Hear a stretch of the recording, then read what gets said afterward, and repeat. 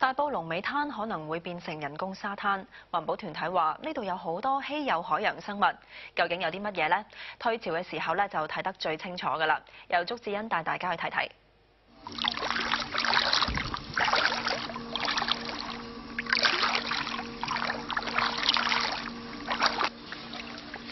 魚王，哇！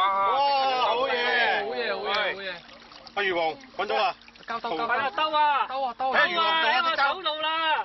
唔係好俗啊，而家睇唔到。唔係啊，喺手度啊！全球都罕有啊，佢列入呢個國際保育聯盟嘅易危物種啦。其實佢可以變好多色嘅，佢有時會係啡色啊、橙色啊或者黑色，視乎佢周圍環境係咩啊。呢個地方對呢個海馬就好緊要咯，係佢個繁殖地啦。唔會啊，硬硬地，好罕有。我真係未見過。明年會見到佢左邊嗰個腮位啦，想俾大家可以更加清楚地見到佢哋嘅真實面目。如果喺下邊嘅話，佢撥一撥就有啲埋咗㗎啦。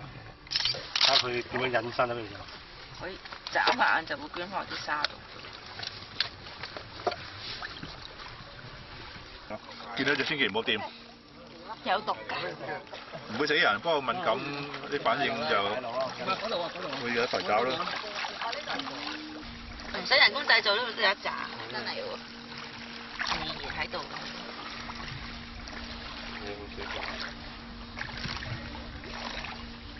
哇！好似自己喺個水族館度咁。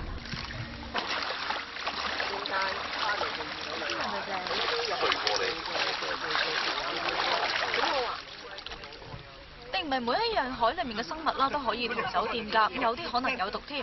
咁所以好多啦嚟到龍尾灘嘅市民都會帶備呢啲透明嘅膠兜，咁樣揾啊就會安全好多。有線電視記者祝子欣報道。